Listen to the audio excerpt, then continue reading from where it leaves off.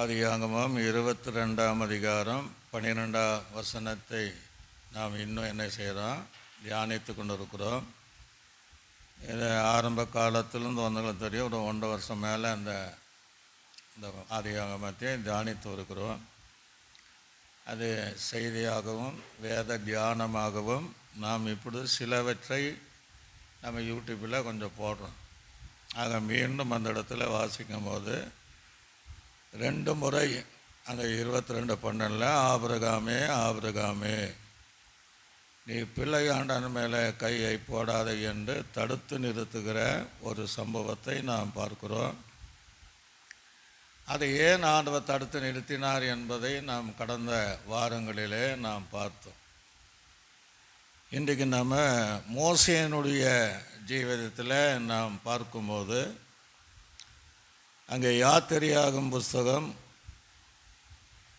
3ஆம் அதிகாரத்தில் மோசையை கூட தேவன் 2 முறை அழைப்பதை போன வாரம் யாக்கோபே என்று 2 முறை அழைத்ததை நாம் பார்த்தோம். யாத்திரையாகும் புஸ்தகம் 3ஆம் அதிகாரம் 1ஆம் வசனம் முதல், மோசே மீதியான் தேசத்தை ஆசாரியனாயிருந்த தன் மாமனாகிய எத்திரோவின் ஆடுகளை மேய்த்து வந்தான். அவன் ஆடுகளை வனாந்தரத்தில் பின்புறத்தில் ஓட்டி தேவ பர்வதமாகிய ஓரேபு முட்டு வந்தான். அங்கே கர்த்தருடைய தூதனானவர் ஒரு முச்சடி நடுவிலிருந்து உண்டான அக்னி சுவாலில் நின்று அவனுக்கு தரிசனமானார். அப்பொழுது அவன் உற்று பார்த்தான். முச்செடி அக்னியாய் ஜுவாலித்து எரிந்தும் அது வெந்து போகாமல் இருந்தது. அப்பொழுது மோசே, இந்த முச்செடி வெந்து போயிருக்கிறது என்ன? நாம் கிட்ட போய் இந்த அற்புத காட்சியை பார்ப்பேன் என்றான். அவன் பார்க்கும்படி கிட்டே வருகிறதை கர்த்தர் கண்டு முச்செடியின் நடுவிலிருந்து தேவன் அவனை நோக்கி மோசே மோசே என்று கூப்பிட்டார். அவன் இதோ அடியேன் என்று சொன்னதாக இந்த பகுதியில் நாம் வாசிக்க முடியுது. அல்லேலூயா. ஆக வேதாமகத்தில் தேவன் வெறுமையாக யாரையும் 2 முறை என்ன செய்யல போட மாட்டார்.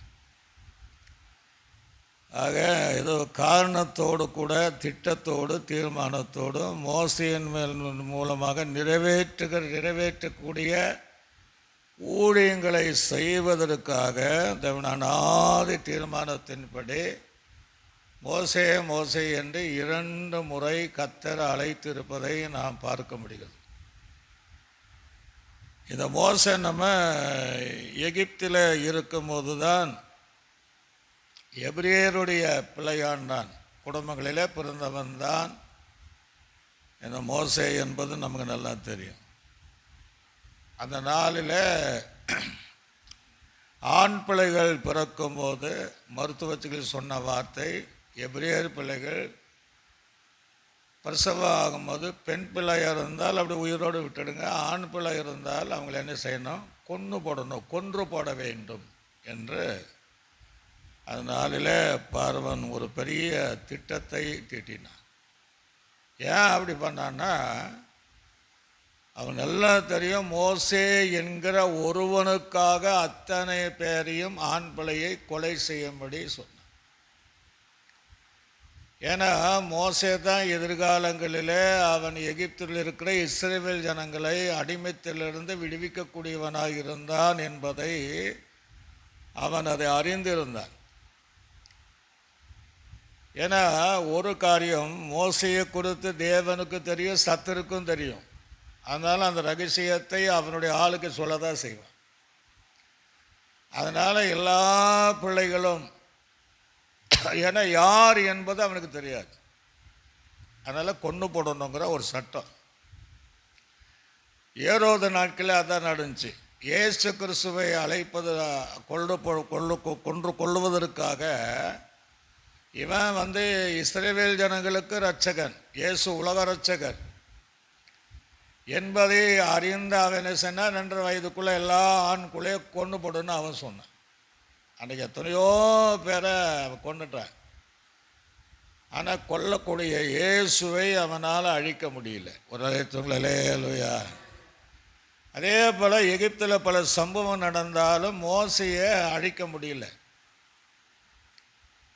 அப்போ அந்த தாய் தகப்பனார்கள் 3 மாதங்கள் ஒளித்து வைத்தார்கள். சில நேரங்களில் நம்ம கர்த்தரை ஒளித்து வைப்பார்.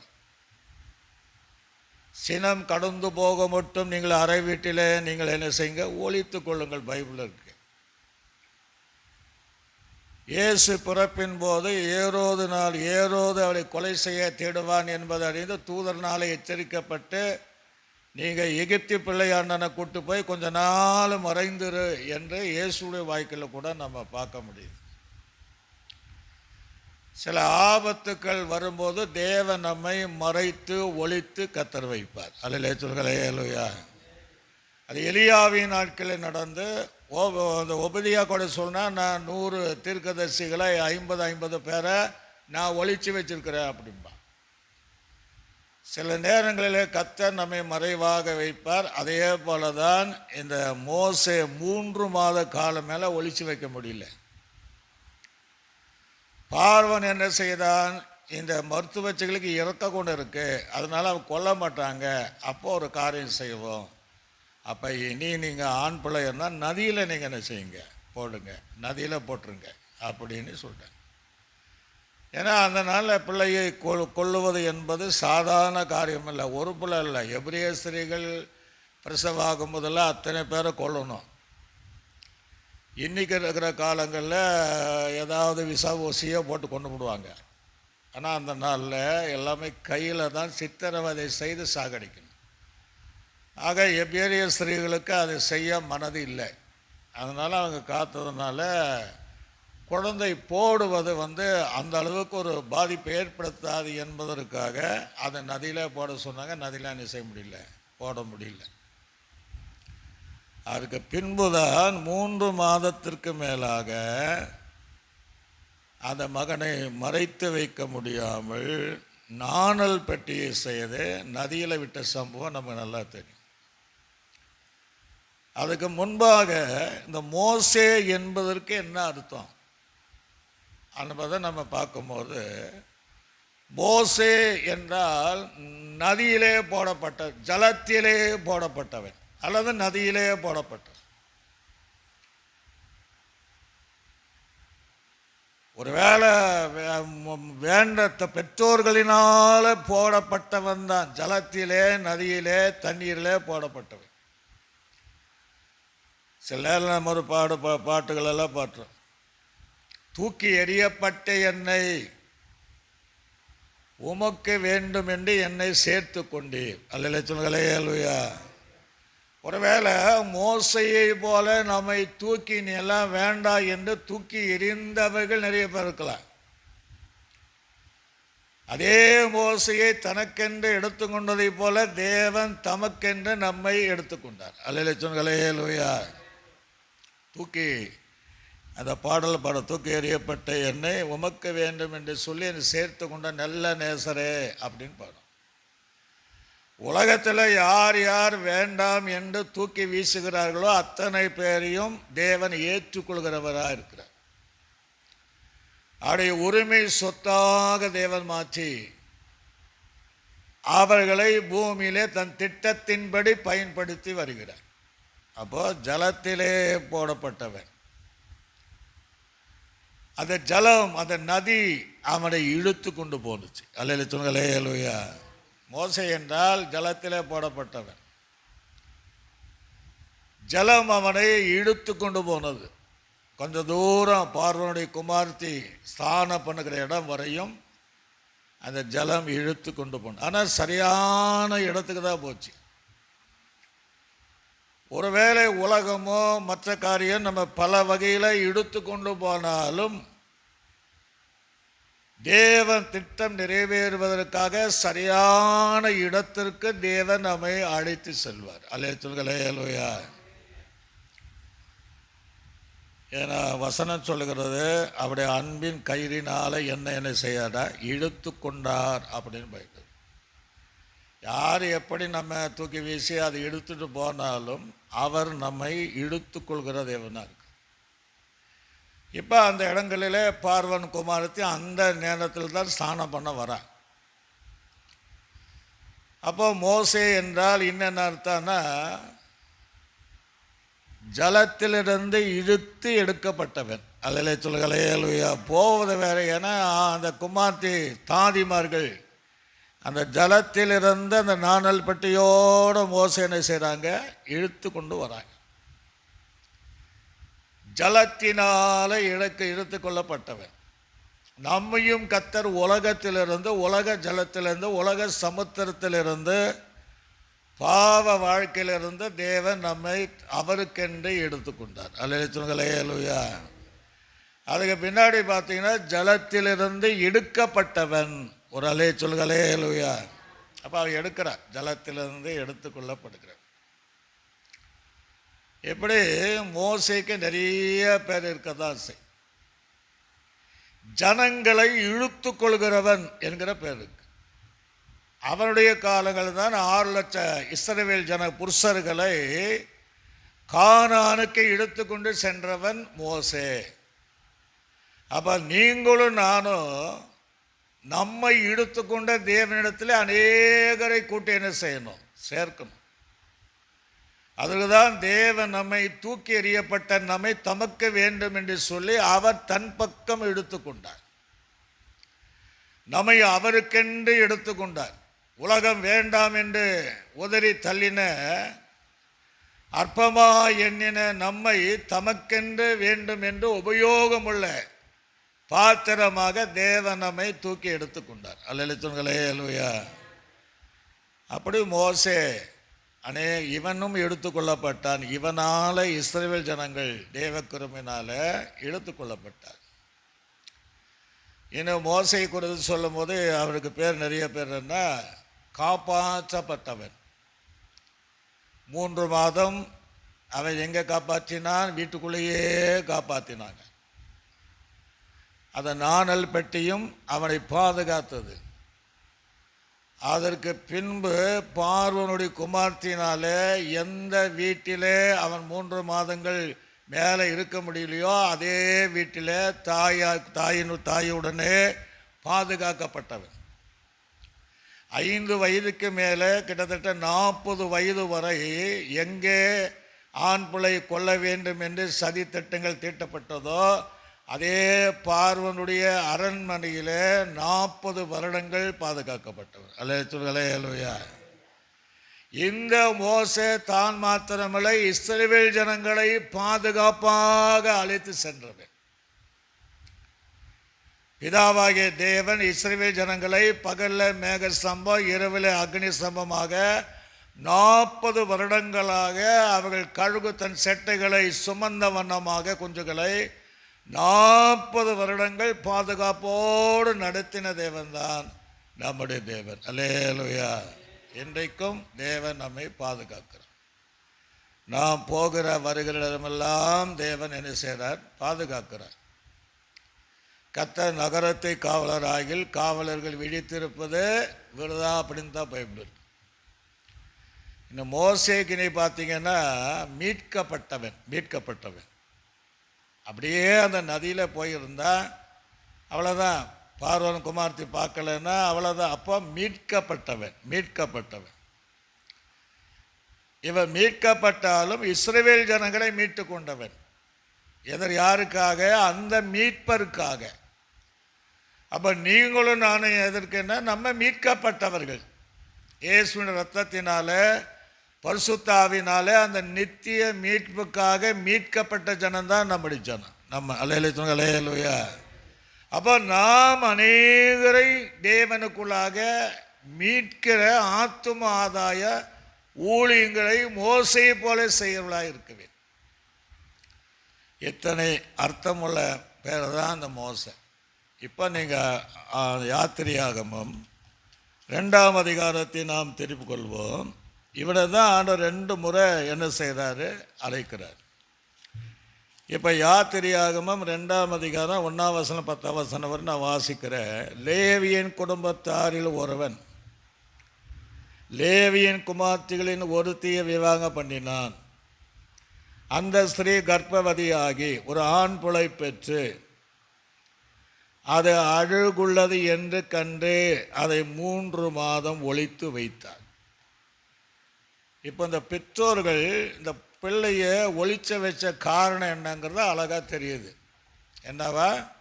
அது அழகாக இருந்தது. அல்ல சொல்லுங்களே, அல்லையா? அது கொல்ல மனசு இல்லை, நதியில் போட மனசு இல்லை, அது அழகாக இருந்தது. ஏன்னா அவங்க பார்வையில் இருக்கு. ஆனால் அது அழகாக இல்லைனாலும் கூட தேவன் அவனை பாதுகாப்பார். ஏன்னா தேவனுக்கு ஒரு திட்டம் இருக்கு. ஆபிரகாமுக்கு கொடுத்த ஒரு வாக்குத்தத்தம், யாக்கோபு பயப்படும், நீ போப்பா, நான் திரும்பி உன்னை காணாத கூட்டி வருவேன். அப்போ இந்த மோசே உயிரோடு இருந்தால் தான் அது நடக்கும். மோசே தான் அதை செய்யணும். அந்த இஸ்ரவேல் ஜனங்களை கானானுக்குள்ள எகிப்திலிருந்து கூட்டி வர வேண்டியவன் மோசே தான். ஆனால் அந்த பெற்றோர்கள் அவன் ரொம்ப அழகாக இருப்பதினால 3 மாதங்கள் அவனை ஒளித்து வைத்தார்கள். அல்ல சொல்களே, அல்லையா? பைபிளை அழகை கொத்து சொல்லும் போது அழகும் சௌந்தரியமும் மாயை, அது வீண், அது வஞ்சிக்கப்படத்தக்கதுன்னு தான் எழுதுறாரு. நம்ம அழகுன்றவங்களை கண்டு தேவன் தெரிந்து கொள்ளலை. நம்ம அடங்கோலமாக தான் இருந்தோம். மோசேக்கு நமக்கு என்ன வித்தியாசம் அப்படின்னா, நம்மை அழகுள்ளவளாக மாற்றுவதற்காக நம்ம தாயின் வயிற்றிலிருந்து எத்தனையோ ஆபத்து வந்த போதிலும், எத்தனையோ மரண வியாதி வந்த போதிலும், எத்தனையோ விபத்துகள் நம்ம வாழ்க்கையில் வந்த போதிலும், தேவ திட்டம் மோசையின் மூலமாக நிறைவேற்றினதை போல நமக்கு வைத்த திட்டங்கள் நிறைவேறுவதற்காக தேவன் நம்மை அழகை பார்த்து அல்ல, தேவன் அவருடைய அநாதி தீர்மானப்படி நம்மை அழகுபடுத்துவதற்காக தேவன் தெரிந்து கொண்டார். அல்லேலூயா, அல்லேலூயா. வெளிப்படுத்தல் விசேஷத்தில் வாசிக்கும் போது என்ன வாசிக்கிறோம்? அழகாய் நிற்கும் யார் இவர்கள், திரளாய் நிற்கும் யார் இவர்கள்? யார்? வசனத்தினாலே, உபதேசங்களினாலே, சத்தியங்களினாலே அழகாக்கப்பட்டவர்கள். அலங்கோலமாய் இருந்த அவர்களை அழகாக வசனத்தின்படி, உன்னத பாட்டுக்காரர் சொல்கிறேன், நான் கருப்பாக இருந்தாலும் நான் இப்படி தான் இருக்கிறேன், அழகாக இருக்கிறேன். ஏகாயின் இடத்துல அந்த எஸ்தர் மற்றவர்கள் ராஜா கன்னிமானது கொண்டு போகணும்னா அவளை அழகுபடுத்த வேண்டும். இதே போல தேவன் பூமியிலே நம்ம அழகை கண்டல்ல, நம்மை அழகுபடுத்துவதற்காக, பரலோகத்தின் தேவனை சந்திப்பதற்காக, அழகுபடுத்துவதற்காக தேவன் நம்மை அவர் தெரிந்து கொண்டார். அல்ல சொல்களே, அல்லையா? ஆனால் பெற்றோர்கள் என்ன நினைத்தார்களா? ரொம்ப அழகாக இருக்கனால மனசு வராமல் 3 மாதத்திற்கு மேலே ஒளித்து வைக்க முடியல. வேத பண்டிதர்கள் என்ன சொல்கிறாங்க அப்படின்னா, அரண்மனை பக்கமே இவங்க வீடு இருந்ததாக சொல்கிறாங்க. அரண்மனை பக்கமாக, தூரமாக இருந்தால் மறைச்சிருப்பாங்க இல்லையா? அரண்மனை கொஞ்சம் தள்ளி அந்த ஏரியாவில் தான் இவங்க வீடு இருந்ததாக ஒரு குறிப்பு சொல்கிறது. அதனால்தான் அவளுடைய பார்வோடு குமார்த்தி நதியிலே வருகிறதை காண்கிறாருன்னா பக்கத்தில் தான் இருக்கிறாங்கன்னு அர்த்தம்.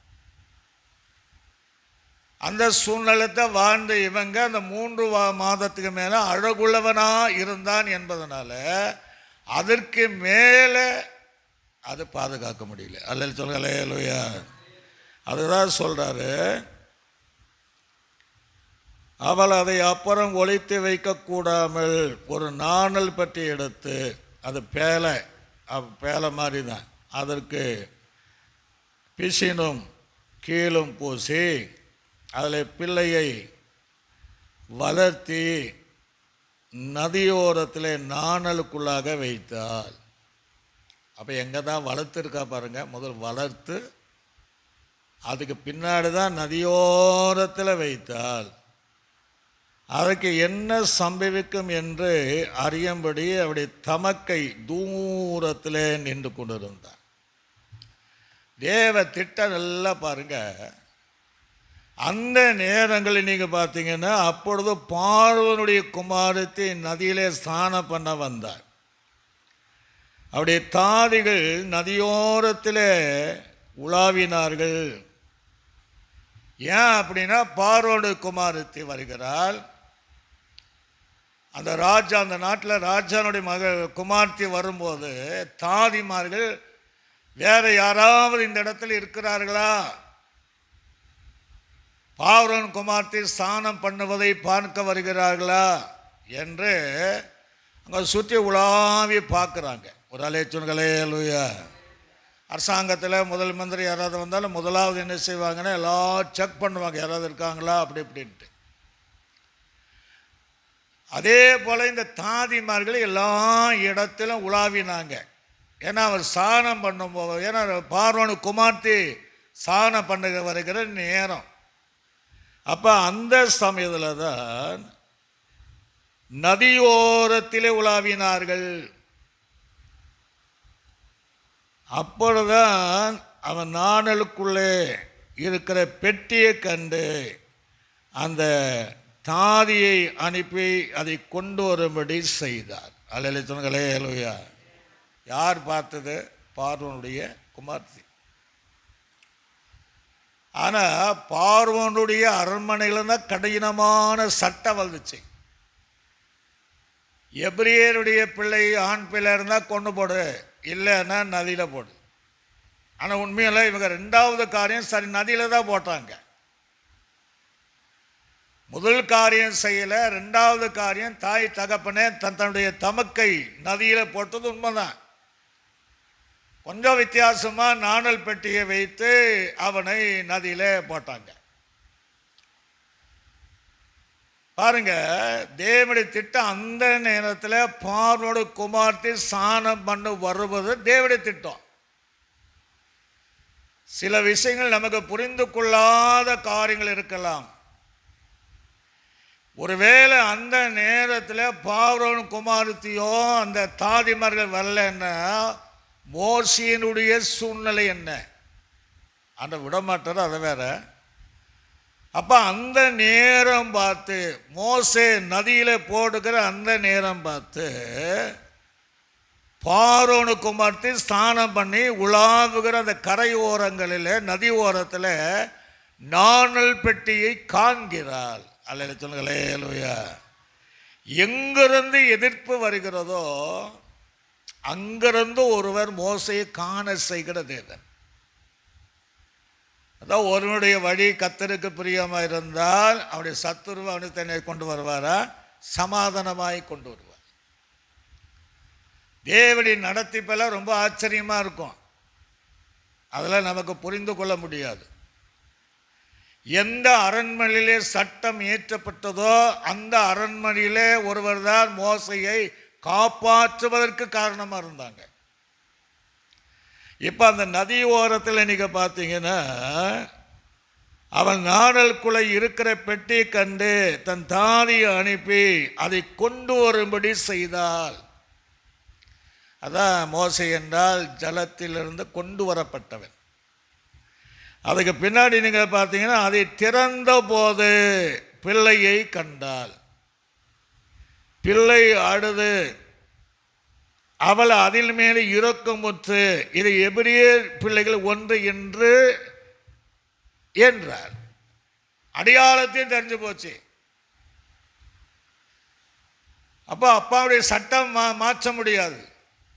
தகப்பனுடைய சட்டம் என்ன? எபிரேயர் பிள்ளை ஆண் பிள்ளை என்னாலும் கொண்டுடணும் அல்லது நதியில் போட்டுடணும். இவ எபிரேயர் பிள்ளையில் ஒன்று ஸ்திரீகளின் ஒன்று என்பதை கண்டு கொண்டாள். பார்வோன் வீட்டிலும் பார்வோன் குமார்த்திக்குள்ள ஒரு குணம் இருந்துச்சு. என்ன குணம்? இரக்க குணம். ஒரு அலே சொல்களே லூயா. அந்த வசனத்தை வாசிதான் ஆச்சரியமா இருக்கு. அதில் வாசிக்கும் போது கண்டு அங்கே சொல்றாரு, நாணருக்குள்ளே இருக்கிற பெட்டி கண்டு தன் தாதியை கொண்டு வரும்படி செய்தால் அது திறந்த போது பிள்ளை கண்டால் பிள்ளை அழுது அதன் மேல் இரக்கமுற்று. அல்லேலூயா சொல்லுங்களே லூயா. அப்போ பார்வோனுடைய குமார்த்திக்குள்ள இருந்த இரக்க குணம்தான் மோசேயை காப்பாற்றினது. அல்லேலூயா சொல்லுங்களே. அல்லேலூயா. என்ன குணம்? இரக்க குணம். அப்போ இந்த இரக்க குணத்தை மோசேயுடைய தாய் தகப்பனும் அறிந்திருப்பார்கள், தமக்கையும் ஒருவேளை அறிந்திருக்கலாம். அதுதான் அந்த நேரம் பார்த்து அந்த நதியில் போடுறாங்க. சில வீட்டில் எல்லாருமே மோசமாக இருக்க மாட்டாங்க, அதில் ஒரு ஆள் ரொம்ப நல்லா இருப்பாங்க. ஒரு அலைச்சொல்களே லூயா. ஒரு குடும்பம் முழுவதும் உங்களுக்கு எதிராக இருந்தாலும் யாராவது ஒருவர் உங்கள் மேலே இரக்கமாக இருப்பாங்க. இதே போலதான் பார்வோனுடைய திட்டங்கள் வேற கடினமாக இருந்தாலும் பார்வோனுடைய குமார்த்திக்குள்ளே எபிரிய ஸ்திரீயினுடைய பிள்ளை என்பதை அறிந்திருந்தாலும் தகப்பனுடைய ஆணைக்கு அந்த சட்டத்திற்கு பயப்படாமல் அந்த பிள்ளை அழுவதை கண்டு கொள்ள முடியாமல் இரக்கமுற்று அந்த பகுதியில் வாசிக்கும் போது இரக்கமுற்று அந்த பிள்ளையை சொல்ற பாருங்க, பிள்ளைகள் ஒன்று என்றால் அப்பொழுது அதன் தமக்கை அங்க பக்கத்தில் வந்துடுறான். மோசே நதியிலே நாணல் பெட்டியில போட்டு அந்த தமக்கு அங்க வந்துடுறான். பார்வோனுடைய குமார்த்தியை நோக்கி, உமக்கு இந்த பிள்ளை வளர்க்கும்படி எபிரிய ஸ்திரீகளிலே பால் கொடுக்கிற ஒருத்தி நான் போய் உம்மிடத்தில் அழைத்து கொண்டு வரட்டுமான்னு கேட்டான். அப்ப இவளுக்கு தெரியுது பார்வோனுடைய குமார்த்திக்கு இறக்க குணம் இருக்கு. அல்லேலூயா சொல்லுங்களே. அல்லேலூயா. எப்படியும் இவள் பார்த்தால் என்னுடைய தம்பியை கொல்ல மாட்டாள் என்பதை அறிந்த உடனே பக்கத்தில் ஓடுறான். இந்த பிள்ளையை உனக்கென்று வளர்க்கும்படி எபிரிய ஸ்திரீகளிலே பால் கொடுக்கிற ஒரு ஸ்திரீயை உனக்கு கொண்டு வரட்டுமான்னு கேட்கிறா பாருங்க. தகப்பனுடைய எண்ணம் என்ன? எபிரியர் பிள்ளையில கொல்லணும், நதியில போடணும். இவ கேட்கிறா உனக்கென்று வளர்க்கும்படி அப்படின்னு கேட்கிறான். அவங்க அப்பாவுக்கு பயமுறமாக தெரியல. அவருடைய இரக்க குணம் தகப்பனுடைய பயத்தை பயமாக தோன்றலை. ஒரு அலை சொல்களே லூயா. அவருடைய இரக்க குணம் அந்த சட்டம் ஒன்றும் செய்ய முடியல. அது தேவனுடைய இரக்கம் எப்படி? அவருடைய இரக்கத்திற்கு அளவே இல்லை. ஒரு அலை சொல்களே லூயா. அந்த இரக்கம்தான் நமக்கு. அவனுடைய இரக்கம் இல்லைன்னா ஒன்றுமே கிடையாது. அப்பா அங்கே சொல்கிறாரு, பிள்ளையை வளர்க்கும்படி எபிரிய ஸ்திரீகளை பால் கொடுக்கிற ஒருத்தியை நான் போய் உம்மிடத்தில் அழைத்து கொண்டு வரட்டுமா என்றார். அதனுடைய பார்வோடைய குமார்த்தியை அழைத்து கொண்டு வா என்றார். இந்த பெண் போய் பிள்ளையினுடைய தாயை அழைத்து கொண்டு வந்தார். அல்லேலூயா. அல்லேலூயா. ஒருவேளை அவங்க அம்மா மீண்டும் என் பையனுக்கு நான் பால் கொடுப்பேனோ அப்படி நினச்சிருப்பாங்கன்னா நினச்சிருக்க மாட்டாங்க. வாய்ப்பே கிடையாது. அவங்க என்னென்னா பெற்ற பிள்ளைய நம்ம போடணுமா, சங்கடமாக தான் நீ போட்டிருந்தா தமைக்கையை விட்டுக்கிட்டு அனுப்புனாங்க. அவங்க என்ன நினச்சிருப்பாங்க? மோசனுடைய ஜீவிதம் இதோடு முடிஞ்சு அப்படின்னு நினச்சிருக்கிற நேரத்தில் தான் ஒரு சம்பவம் நடக்குது. ஏன்னா தேவனுடைய திட்டம் வேற, தேவனுடைய தீர்மானம் வேற. பிறப்பதற்கு முன்பாக ஒரு தீர்மானம் வச்சிருப்பாரு. அதை நிறைவேறாம எதுவும் நம்மையானாலும் மோசையானாலும் அழித்து விட முடியாது. ஒரு அலே சொல்லுங்களே. லூயா. இப்போ நடக்கிற சம்பவம் எவ்வளோ மகிமையான ஒரு காரியம். நம்முடைய தேவன் அப்படிப்பட்டவர். அங்கே நீங்கள் பார்க்கும்போது அதற்கு பார்வோனுடைய குமாரத்தை அழைத்து கொண்டு வா என்றால், இந்த போய் தன்னுடைய அம்மாவையை அழைத்து கொண்டு வந்தால், பார்வோனுடைய குமாரத்தை அவளை நோக்கி, இந்த பிள்ளையை எடுத்து கொண்டு போய், நல்லா கவனிங்க, எடுத்துக்கொண்டு போய் அதை எனக்காக வளர்த்திடு, நான் உனக்கு சம்பளம் கொடுக்கிறேன் என்றான். அந்த ஸ்திரீ தன் பிள்ளையை எடுத்துட்டு கொண்டு போய் அதை வளர்த்தாள். அல்லேலூயா. எங்கே வளர்த்தாள்? எங்கே வளர்த்தா? வீட்டில் தான் வளர்த்தாள். எங்கிருந்து மோசையை 3 மாசம் மேல ஒளிச்சு வைக்க முடியலையோ அதே அவங்க வீட்டில் தான் வளர்க்கப்படுகிறான். ஒரு நல்ல சொல்லுங்களே அல்லேலூயா. அந்த 3 மாத கால அளவும் தாயின் பாலை குடித்து வளர்ந்த அதே மோசே திரும்பி அதே தாயின் பாலை அருந்தி வளர்வதற்காக அதே வீட்டுக்கு ஆண்டவர் கொண்டு போறாரு. ஒரு நல்ல சொல்லுங்களே அல்லேலூயா. சத்தமாக சொல்லுங்களே அல்லேலூயா. ஆனால் அது பிள்ளை எனக்காக என்ன செய்ய வளர்த்து விடு. எவ்வளோ ஒரு பாக்கியமான ஆச்சரியமான காரியம். அதுக்குதான் ஆண்டு சும்மா வெறுமையாக மோசையை பாதுகாக்கல. அதுக்கு தான் மோசே மோசே என்று 2 முறை கூப்பிட்ட சம்பவத்தை பார்க்கணும். இன்னொரு காரியம் என்னன்னா, அந்த வசனத்தில் வாசிக்கும் போது அதை வளர்த்து விடு, நான் உனக்கு சம்பளம் கொடுக்கிறேன். ஆச்சரியமான காரியம். ஏற்கனவே பல முறை சொல்வேன். அவன் வீட்டிலேயே வளர்றான். அவங்க அம்மா பாலே குடித்து பார்வன் குமார்த்து சம்பளம் வாங்கி அம்மாக்கே கொடுக்குறவனாய் மாறினான். நல்ல சொல்லுங்களே அல்லேலூயா. சத்தமாக தான் சொல்லுங்களே அல்லேலூயா. அதாவது உலகம் உங்களை அழித்து விடலாம் என்று நினைத்தாலும் தேவன் உங்களுக்குள்ள ஒரு திட்டத்தை வைத்திருந்தால் 2 மடங்கு ஆசீர்வாதத்தோடு தேவன் நம்மை தேடி வருவார். அல்ல சொல்லுங்களே அல்லேலூயா. எந்த இடங்களிலே அவனை அடிக்க நினைச்சாங்களோ அதே இடங்களிலே அந்த பிள்ளை வளர்க்கப்பட்டால். ஆனால் பார்வோன் குமார்த்திக்கு தெரியாது, இது மோசையுடைய தமக்கை என்று தெரியாது, மோசையினுடைய அம்மா என்று தெரியாது. ஆனால் தேவனுக்கு தெரியும். அல்லேலூயா சொல்லுங்களே அல்லேலூயா. தேவனுக்கு தெரியும். இது முதலாவது தோல்வி சத்துருக்கு தான் தோல்வி. அவன் நினைத்தது இந்த பழைய காலத்தில் ஸ்ரீயின் வித்துக்கும் அவன் யுத்தத்துக்கும் யுத்தம் பண்ண. அதை அவனுடைய வேலை என்னன்னா, ஆண் இந்த வழியாக இயேசு வந்துவிடக்கூடாது என்பதற்காக இவனை கொலை செய்வதற்கு பார்வனுக்குள்ள புகழ்ந்து அந்த காரியம் செய்தார். அதனால அவன் தோற்று போனான் தவிர அவனால் ஜெயம் எடுக்க முடியல. இயேசுடைய வாய்க்களாக தான் நடந்துச்சு, நம்முடைய வாய்க்களாக தான் நடந்தது. ஆனாலும் தேவன் திட்டம் நிறைவேறுகிற வரையும் தேவன் நம்மை விட மாட்டார். அல்லேலூயா சொல்லுங்களே அல்லேலூயா. அங்கே வளர்க்கப்பட்டான்.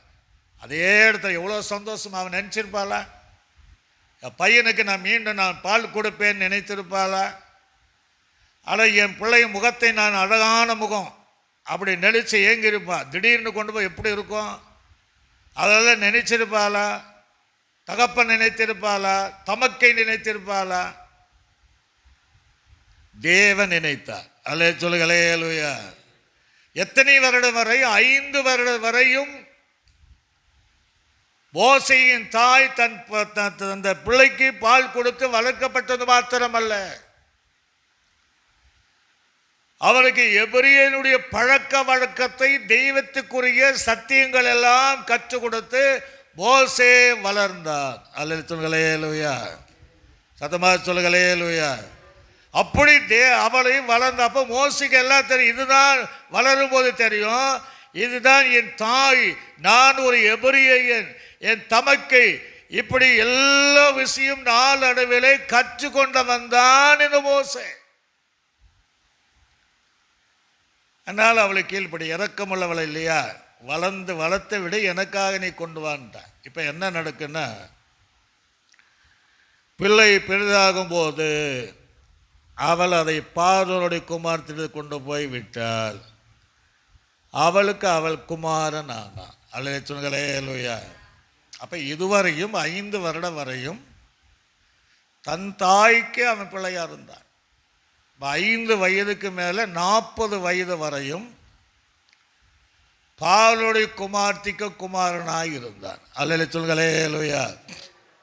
பார்வோனுடைய குமார்த்தி குமாரனானால் அவன் ஜலத்திலிருந்து எடுத்தேன் என்று சொல்லி அவனுக்கு மோசே என்று பேரிட்டார். அப்போ மோசே என்று பேரிட்டது யார்? அம்மா அப்பா கிடையாது, தமக்கை கிடையாது. பார்வோனுடைய குமாரத்தி, இவனை நான் ஜலத்திலிருந்து எடுத்தேன் என்று அவளுக்குள்ள இரக்க குணம் என்றதுனால அவன் மோசே என்று பெயரை வைத்தாள். அல்லேலூயா சொல்லுங்களே. அல்லேலூயா. அதனால தேவன் என்னன்னு தெரியல, அந்த பேர் வச்சது சரியா இருக்குன்னு ஆண்டவர் அவனை பேரை மாற்றவே கிடையாது. இப்போதான் ஆண்டவர் சொல்றாரு, மோசே அந்த 40 வருடத்திற்கு பின்பாக ஆண்டவர் கூப்பிடுறாரு. மோசே மோசே என்று 2 முறை அவனை கூப்பிடுகிற காரியத்தை நாம் பார்க்க முடிகிறது. இன்னும் நீங்கள் வேதத்தில் வாசித்து பார்த்தீங்கன்னா அப்போஸ்தலர் நடபடிகள் 7ஆம் அதிகாரம், அப்போஸ்தலர் நடபடிகள் 7ஆம் அதிகாரம் 20ஆம் வசனத்தில் தான் நான் வாசிக்கிற பார்த்துடுங்க. அப்போஸ்தலர் நடபடிகள் 7ஆம் அதிகாரம் 20 வசனம். அக்காலத்தில் மோசே பிறந்து திவ்ய சௌந்தரியம் உள்ளவனாய், அதான் அழகுள்ளவனாக இருந்தான். 3 மாதம் அளவும் தன் தகப்பன் வீட்டிலே வளர்க்கப்பட்டான். அவன் வெளியே போட்டு விட்டப்பட்ட போது பார்வோனுடைய குமாரத்தி அவனை எடுத்து தனக்கு பிள்ளையாக வளர்த்தாள். மோசே எகிப்தினுடைய சகல சாஸ்திரங்களை கற்பிக்கப்பட்டு வாக்கிலும் செயலும் வல்லவனாக இருந்தான். அவனுக்கு 40 வயதான போது அப்படின்னு இருக்கு. இப்போ 2 எபிரியனுடைய எழுத்துக்களும் பாஷைகளை கற்றுக்கொண்டவன். இப்போ 40 வருடங்கள் பார்வனுடைய குமார்த்தினுடைய அரண்மனையில் எகிப்தினுடைய வாக்கிலும் செய்கையிலும் அவன் கற்று அவன் வல்லவனாய் இருந்தான். அல்லேலூயா சொல்லுங்களே. அல்லேலூயா. அப்ப 2 காரியத்தை கற்றவன் தான். தமக்கை இப்போ பார்வன் குமார்த்தி மோசையை நல்லத்தான் வளர்த்துருப்பான். ஏன்னா அவளுக்குள்ள இருந்தால் அது இறக்க குணம். அதான் அங்கே சொல்லுகிறது.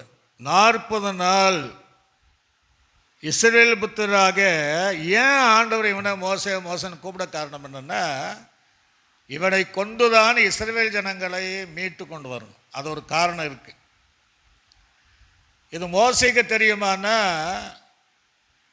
அவன் பார்வோனுடைய அரண்மனையில் வளரும் போதே இதெல்லாம் அவனுக்கு தெரியும். அந்த வசனத்தில் வாசிக்கும் போது 40 வயதான போது இஸ்ரவேல் புத்தராக தன்னுடைய சகோரை கண்டு சந்திக்கும்படி அவனுடைய இருதயத்தில் எண்ணம் உண்டாயிற்று. ஆண்டவர் சொல்வதற்கு முன்பாகவே தன் ஜனத்தை சந்திக்க வேண்டும் என்கிற எண்ணங்கள் மோசேக்கு உண்டாயிற்று. அல்லேலூயா சொல்லுங்களே. அல்லேலூயா.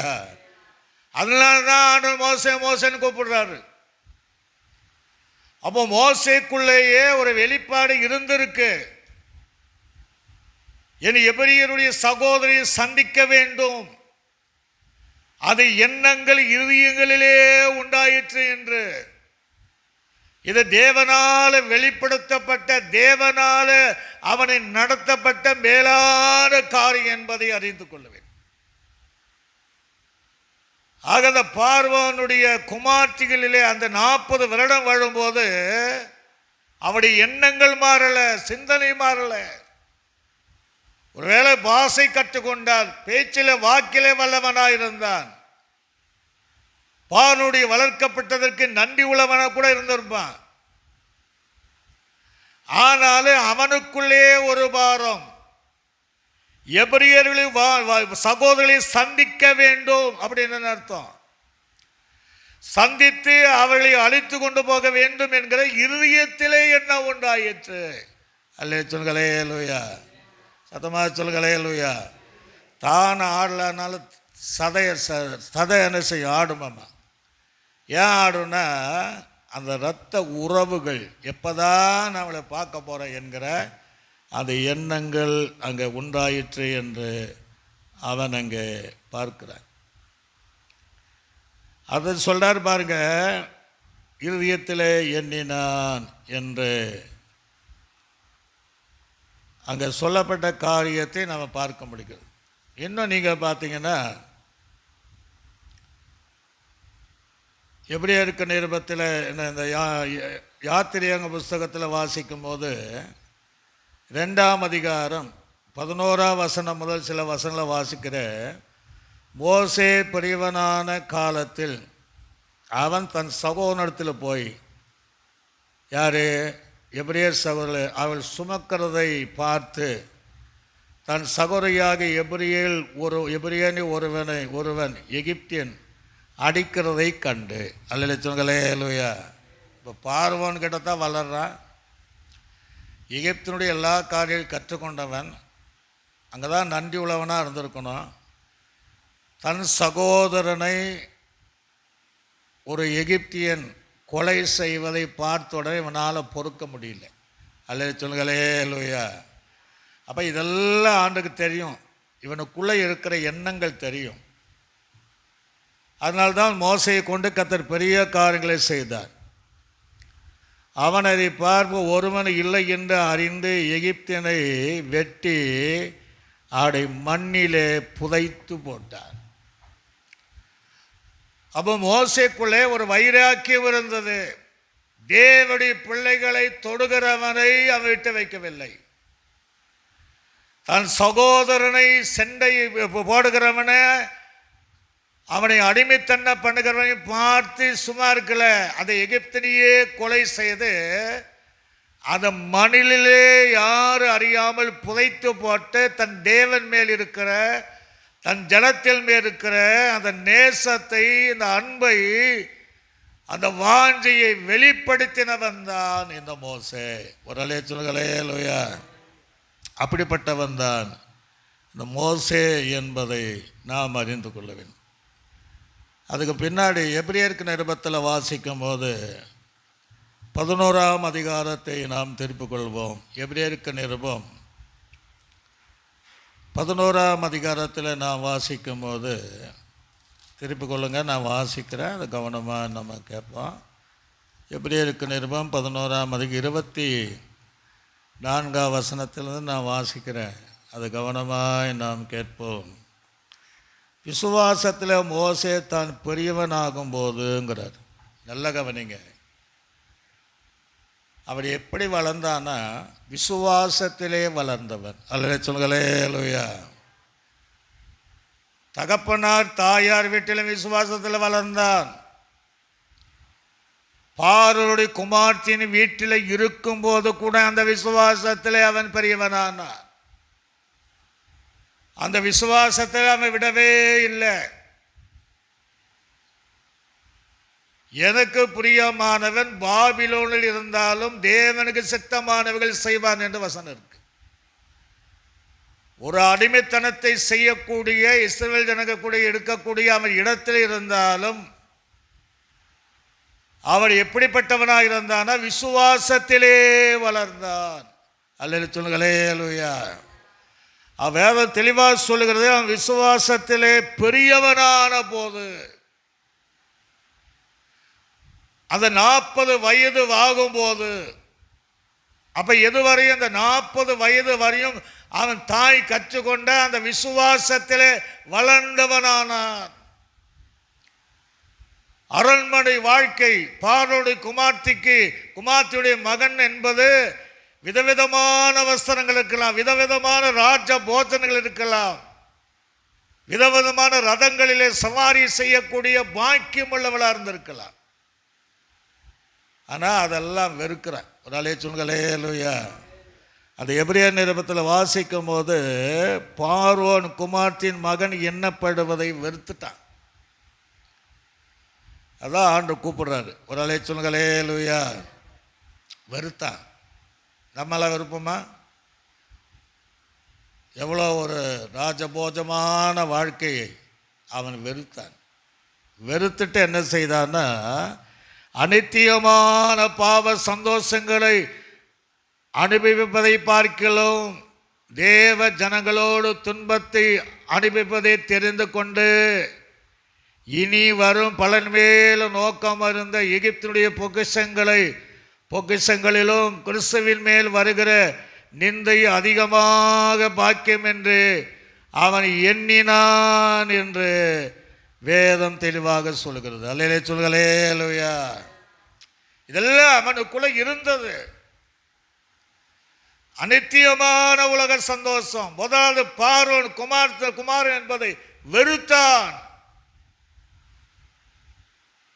அநித்தியமான உலக சந்தோஷம், அந்த ஆடம்பரமான வாழ்க்கையை அவன் வெறுத்தான். அப்படி தெரிந்து கொள்றான் பாருங்க. தேவ ஜனங்களோடு துன்பத்தை அனுபவிப்பதை தெரிந்து கொண்டான். யாரால முடியும்? ஒரு வாலிபன் அரண்மனை வாழ்க்கையை விட்டுட்டு தேவ ஜனத்தோடு கூட சுமை சுமக்குதலே ஒடுக்கப்படுவதை, அது துன்பமான பாக்கியத்தை தெரிந்து கொண்டதுனால தான் இவன் மேல் இருக்கிற இந்த ஆத்தும பாரத்தை அறிந்து, இவனுக்குள் இருக்கிற சிந்தையை அறிந்து, இவனை அந்த இஸ்ரவேல் ஜனங்களை கொண்டு வரும்படியாக அந்த தேவன் மோசே மோசே என்று 2 முறை அழைத்தார். சொல்லுங்களே அல்லேலூயா. சத்தமா சொல்லுங்களே அல்லேலூயா. அதான் இந்த பகுதியில் சொல்லப்படுகிறது. அந்த வசனத்தில் வாசிக்கும் போது, எகிப்தினுடைய இனி வரும் பலன் மேல் நோக்கமாக, இனி வருது என்ன? பரலோகராஜ்ய பலன். எகிப்தினுடைய பொக்கிஷங்களிலும் அது மேலே இப்போ கவனம் கிடையாது. கிறிஸ்துவின் நிமித்தம் வரும் நிந்தைகளை அதிகமாக பாக்கியம் என்று அவன் எண்ணினான் என்று வேதம் தெளிவாக சொல்கிறது. அல்லேலூயா சொல்லுங்களே அல்லேலூயா. சத்தமா சொல்லுங்களே அல்லேலூயா. அப்போதான் அந்த சூழ்நிலையில் இதெல்லாம் நினைக்கும் போது தான் இன்னொரு முறை எபிரியருடைய வாலிபர்களுக்குள்ளாகவே சண்டை வந்துச்சு. நல்ல கவனிக்கணும். முதல்ல எபிரியனுக்கும் எகிப்தினுக்கும் வரும்போது எகிப்தினை கொண்டுட்டான், தன் ஜனத்தை பாதுகாத்தான். இப்போ அவங்களுக்குள்ளே சண்டை, கொலை செய்ய முடியாது, சமாதானம் பண்ணணும். அதனால் சமாதானம் பண்ணான். அல்லேலூயா சொல்லுங்களே அல்லேலூயா. சமாதான பண்ணுகள் பாக்கியவான்கள், அவர்கள் தேவனுடைய புத்திராக இருப்பார்கள். நீங்களாம் சண்டை போடாதீங்கப்பா, நம்மள சகோதரர்களை என்று சொன்ன உடனே அவங்க என்ன பண்ணிட்டான்? காட்டி கொடுத்தனா யூதாஸ் மாதிரி. நேற்றுக்கு மாதிரி எகிப்தனை கொல்ற மாதிரி எங்களை கொல்ல நீ நினச்சிட்டாயா? அப்போ தான் பயந்துட்டான். ஒரு சொல்லுங்களே அல்லேலூயா. ஓ, இது பார்வோனுக்கு தெரிந்துவிடும், பார்வோன் என்னை கொலை செய்து விடுவான் என்றுதான் அங்கிருந்து தப்பித்து மிதியான் தேசத்தின் வழியாக வந்து தன் மாமனாருடைய ஆடுகளை மேய்த்து கொண்டிருக்கிற அந்த பெண்களை கண்டு அங்கே விவாகம் பண்ணி பிழையை பெற்றுக்கொண்டு 40 வருடங்கள் அங்கே வாழ்ந்தான். அல்லேலூயா சொல்லுங்களே அல்லேலூயா. அப்போ 40 வருடங்கள் வாழ்ந்திருக்கிற காலங்கள் தான் ஆண்டவனை சந்திக்கிறார். இடைவேளி 40 வருஷம். இப்போ ஆண்டவர் அவனை சந்திக்கிறார். மோசே சின்ன வயசுல இருக்கும்போது தனக்கு காட்டின அன்பை, தன் ஜனத்தின் மேல் காட்டின வைராக்கியம், அவனை எதை தெரிந்து கொண்டான் என்பதை அறிந்த தேவன் 40 வருடானாலும் அவங்க அப்பா அம்மா கூட மறந்திருக்கலாம், மோசே கூட மறந்திருக்கலாம். ஆனால் மோசேயின் மேல் வைத்திருக்கிற திட்டத்தையும் தீர்மானத்தையும் தேவன் மறக்காம, அது குறிப்பிட்ட காலங்கள் வரும்போது தேவன் மோசையை அழைத்தார். சொல்லுங்களே அல்லேலூயா. அது எங்கே இருக்கு? யாத்திரியாங்க புஸ்தகம் 3ஆம் அதிகாரம். அதில் வாசித்தோம், 4ஆம் வசனத்தை மட்டும் நான் வாசித்தோம். அப்பொழுது 3ஆம் வசனம் அப்பொழுது மோசே இந்த முட்செடி வெந்து போகாது இருக்கிறது என்ன? நான் கிட்ட போய் இந்த அற்புத காட்சியை பார்ப்பேன் என்றார். அதை பார்க்கும்படி கிட்ட வருவதை கர்த்தர் கண்டான். முட்செடியின் நடுவிலும் தேவன் அவனை நோக்கி மோசே மோசே என்று கூப்பிட்டார். இதோ அடியேன் என்றார். அல்லேலூயா. இப்போ தான் அந்த ஆபிரகாம் கொடுத்த வாக்குத்தத்த வசனங்கள் மோசேயின் மூலமாக நிறைவேறுகிறது.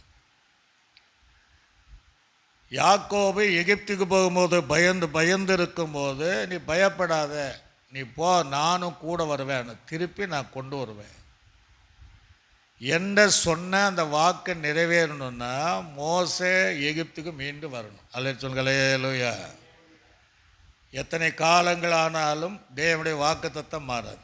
அதில் இன்னொரு காரியமாக சரியாக புரிஞ்சிடணும். ஆபிரகாம் கொடுத்த தரிசனம் அது வேற, யாக்கோபுக்கு சொன்ன காரியம் வேற, மோசேக்கு சொன்ன காரியம் வேற. அல்லேலூயா. ஆபிரகாமுக்கு ஈசாக்கின் மூலம் தான் சந்ததி, அது 400 வருஷம் அடிமைப்பட்டார். அது ஆண்டு ஆபிரகாம் கொடுத்த காரியம். அந்த சந்ததி பெருகணும்னா யாக்கோபு எங்கே போகணும்? எகிப்துக்கு போகணும். அவனுக்கு கொடுக்கப்பட்ட வாக்குத்தத்தம் வேற. ஆனால் 3 பேருக்கு வித்தியாசம் என்னன்னா காரியம் ஒன்று தான். ஆனால் மோசேக்கு என்ன வாக்குத்தத்தம்? அவங்கள 10 அற்புதங்களை செய்து இஸ்ரவேல் ஜனங்களை கானானுக்கு கூட்டி வரும். அல்லேலூயா. சத்தமாக சொல்லுங்களேலூயா. ஆக தேவன் யாரை கொண்டு செய்தாலும் தன் திட்டத்தை சரியாக நிறைவேற்றுகிறவர். அதாங்க சொல்றாரு. என்ன சொல்றாரு? மோசே மோசேயே அப்படின்னு சொல்லும்போது அவன் பார்க்குறான், இத்தனை காலம் ஆச்சப்பா நம்ம எதுவுமே வெந்த முச்செடியோ காட்டு மரங்களோ எரிஞ்ச சாம்பலாயிடுமே, இது எரிஞ்சிட்டே இருக்கு வேகலையே என்று ஆச்சரியமாக பார்க்கிறார். அல்லேலூயா. அப்போ தான் ஆண்டு கர்த்தர் பேசுகிறார், மோசே மோசே என்று அவனை நோக்கி இதோ கூப்பிட்டார், இதோ அடியேன் என்றார். அப்போது அவன் இங்கே கிட்டி சேராயாக உன் கால்கள் இருக்கிற பாதரட்சையை கழித்து போடு, நீ நிற்கிற இந்த பூமி இது பரிசுத்த பூமி என்றார். அல்லேலூயா. அப்போ தேவன் எங்கே நிற்கிறாரோ அது பரிசுத்தமான இடம். 40 வருடங்கள் அந்த பாதரட்சை வைத்துதான் ஆடுகளுக்கு மேய்ப்பதற்கென்று ஒரு பாதரட்சை. அது முள்ளா இருக்கா காடை, அந்த வழியெல்லாம் கரடு முரடுகள் பாதையில் நடக்கக்கூடிய அந்த பாதரட்சைகளை சுமந்த வண்ணமாக அதை தொழுது கொண்டுதான் அந்த வேலைகளை செய்தவனாக இருந்தார். ஆண்டு சொல்றாரு, நீ 40 வருஷம் அழிஞ்சிட்ட, எங்கெல்லாம் நீ அழிஞ்சிருப்ப. நான் இருந்த இடம் பரிசுத்தமான இடம், நீ கிட்ட வராத, பாதரட்சைகளை கழிட்டு போடுங்கிற. அல்லேலூயா. மோசே அழைத்து பின்னாடி கிட்ட வாண்டு சீனா மலையில் கிட்ட வானார், அது வேற. ஆனால் இங்கே நான் இருக்கிற பூமி இது பரிசுத்தமான பூமி, உன் பாதரட்சைகளை கழிட்டு போடு, நீ நிற்கிற இடம் பரிசுத்த பூமி என்றான். பின்ன அவன் நான் ஆபிரகாமின் தேவனும் வராரு, ஈசாக்கின் தேவனும் யாக்கோவின் தேவனும் ஆகிய உன் பிதாக்கள் தேவனாய் இருக்கிறேன் என்றார்.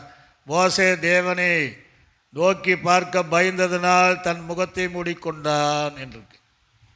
மோசையை பார்க்கக்கூடாதபடி இஸ்ரவேல் ஜனங்க தங்க முகத்தை மூடினது ஒன்று. ஆனால் இங்கே தேவனை பார்க்க முடியாதபடி மூடிக்கொண்டான். அப்பொழுது கர்த்தனை எகிப்தில் இருக்கிற என் ஜனத்தின் உபத்திரவத்தை நான் பார்த்து ஆளோட்டு நிமித்தம் அப்படி இடுகிற பூக்களை கேட்டேன், அவளை படுகிற வேதனைகளை நான் அறிந்திருக்கிறேன். அவர்களை எகிப்தின் கைக்கு விடுதலையாக்கவும் அவளை அந்த தேசத்திலிருந்து நீக்கி கானானியர், ஏத்தியர், எமோரியர், பெர்சியர், ஏவியர், எபோசில் இருக்கிற இடமாகிய பாலும் தேனும் ஓடுகிற நிலமும் விசாலமான தேசம் கொண்டு போய் சேர்க்கவும் இறங்கினேன். இப்படி இஸ்ரவேல் புத்தனுடைய கூக்குரல் என் சந்தியிலே எட்டிட்டு எகிப்தில் அவளை ஒடுக்குதலை கண்டேன். நீ இஸ்ரவேல் புத்திரராகிய என் ஜனத்தை எகிப்திலிருந்து அழைத்து வரும்படி உன்னை பார்வோன் இடத்திலே அனுப்புவேன், வா என்றார். அல்லேலூயா. அதுக்கு தான் மோசையை 2 முறை கத்தளை. கொஞ்சம் சாக்கு போக்களை சொன்னேன், 2-3 நிமிடத்தில் முடிச்சிடலாம். ஆண்டவரே எனக்கு பதிலாக வேறு நான் ரொம்ப தெக்குவாயும் வந்தனாகும். ஆனால் அதுக்கு முந்தின வருஷத்தில் அவனுடைய எகிப்தினுடைய வாக்கிலும் செயல்களிலும் வல்லவனாக இருந்தான். அவ்வளோ பேசுவான். அப்படி பேசினா அந்த வாக்கு அவ்வளோ பேசுவான். இப்போ என்னால் பேச முடியாது, நான் மந்தனாவும் தெக்குவாயும் இருக்கிறேன். ஏன் அப்படி ஆச்சுன்னா, நாம் கற்றுக்கிற காரியங்களை கொண்டு தேவன் கிரியை செய்யவே மாட்டான். அதெல்லாம் க்ளோஸ் பண்ணுறது தான் அவனை வனாந்தரத்தில் அழிச்சார், அழைச்சி அலைய விட்டார். இந்த 40 வருஷங்கள் மனுஷனோடு அவனால் பேச முடியல. ஆடுகளை போல தான் பேசினான். அந்த எகிப்தினுடைய கற்றவுகளெல்லாம் மறந்து போனான். ஒரு அலை சொல்லுங்களே இல்லையா? இப்போ அவனால் சரியாக பேச முடியல, தெளிவாக பேச முடியல.